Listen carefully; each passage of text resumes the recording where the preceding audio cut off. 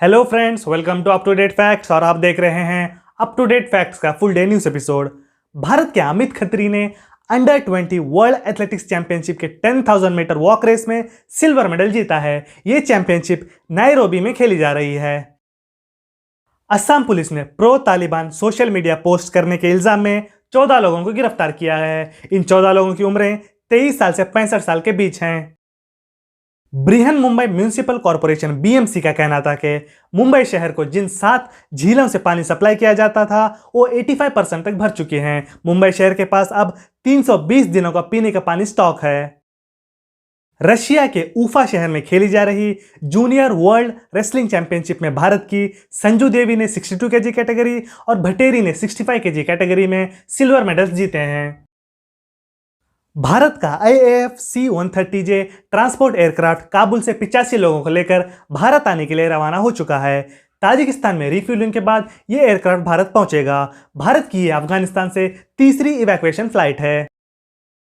गोवा राज्य के नॉर्थ गोवा जिले के सायोलिम में 2 रूसी महिलाएं अपने अपार्टमेंट में मुर्दा पाई गई थी। एक की बॉडी लटकती हुई पाई गई थी।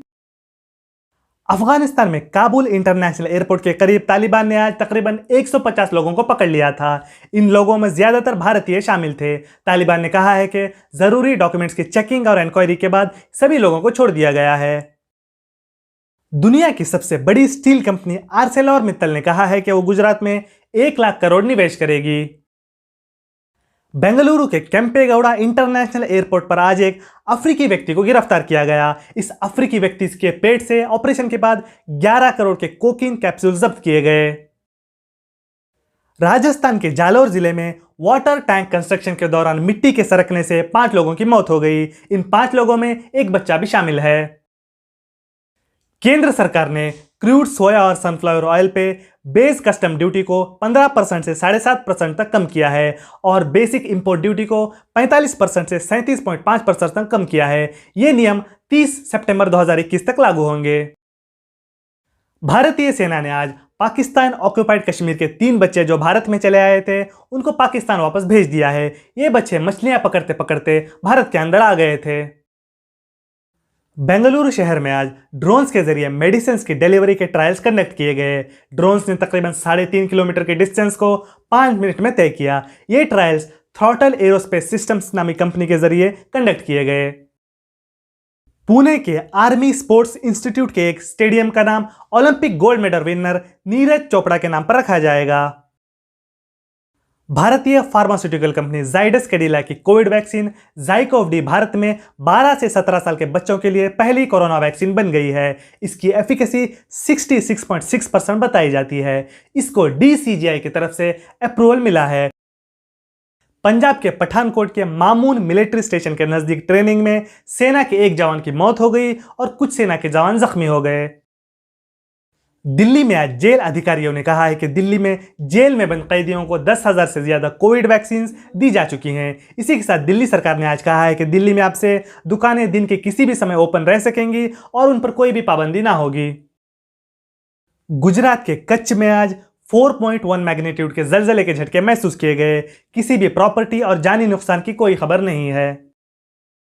केंद्र सरकार ने कुछ समय पहले गोल्ड ज्वेलरी पर हॉलमार्क यूनिक आइडेंटिटी नंबर के साथ मैंडेटरी हॉलमार्किंग करने का फैसला किया था। इस फैसले के खिलाफ all India James and jewellery domestic council GJC ने 23 अगस्त को पूरे देश में टोकन स्ट्राइक करने का फैसला किया है।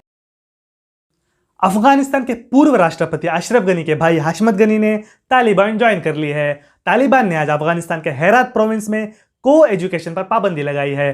तालिबान ने आज अफगानिस्तान के बगदिस प्रांत के पुलिस चीफ हाजी मुल्ला अशकजई की आंखों पर पट्टी बांधकर उनको जान से मार दिया है।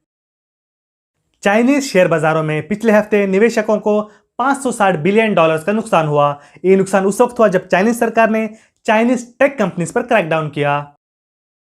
Fitch solutions finance and rating company ने कहा है कि अफगानिस्तान में तालिबान के कब्जे के बाद अफगानिस्तान की GDP 20% तक नीचे गिर सकती है। इस महीने अफगानिस्तान की करेंसी US डॉलर के मुकाबले 7% तक नीचे गिरी है।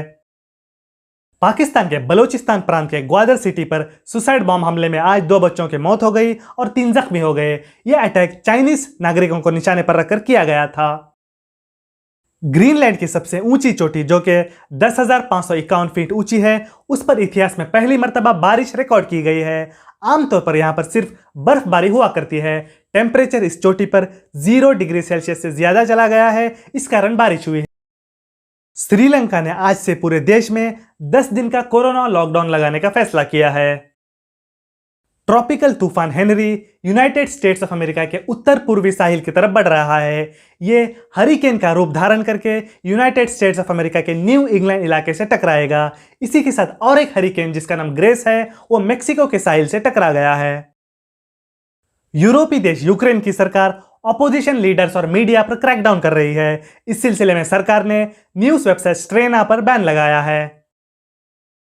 आज तालिबान ने अफगानिस्तान में तहरीक तालिबान पाकिस्तान के 100 से ज्यादा मेंबर्स और अलकायदा के भी कुछ मेंबर्स को जेल से फ्री किया है। इसी के साथ आज अफगानिस्तान में अफगानिस्तान रेजिस्टेंस फोर्सेस ने तालिबान के खिलाफ लड़ बगलान प्रांत के 3 जिलों को अपने कब्जे में किया है। उन्होंने तालिबान के 40 से 60 लोगों को भी मारा है। रशिया ने आज कहा है कि सीरिया के एयर डिफेंस सिस्टम्स ने इसराइल के दागे 22 मिसाइलों को मार गिराया है। भारत की कोरोना अपडेट्स। भारत में पिछले 24 घंटों में कोरोना के 34,457 मामले सामने आए और टोटल मामलों की तादाद 3,23,93,286 हो गई। भारत में पिछले 24 घंटों में कोरोना से 36,347 लोग रिकवर कर गए और टोटल रिकवर होने वालों की तादाद 3,15,97,982 हो गई। भारत में पिछले 24 घंटों में कोरोना की वजह से 375 लोगों की मौत हो गई और टोटल मौतों की तादाद 4,33,964 हो गई। भारत में पिछले 24 घंटों में 36,36,043 लोगों को वैक्सीनेट किया गया और टोटल वैक्सीनेशन डोजेस की तादाद 57,61,17,350 हो गई। भारत में करंट एक्टिव केसेस की तादाद 3,61,340 है। दोस्तों, ये थी आज की फुल डे न्यूज। अगर आप हमारे चैनल पर नए हैं तो हमारे चैनल को लाइक करें, शेयर करें, सब्सक्राइब करें और बेल आइकन को जरूर प्रेस करें ताकि कोई भी नोटिफिकेशन आपसे मिस ना हो। मिलते हैं अगले वीडियो में, तब तक के लिए धन्यवाद।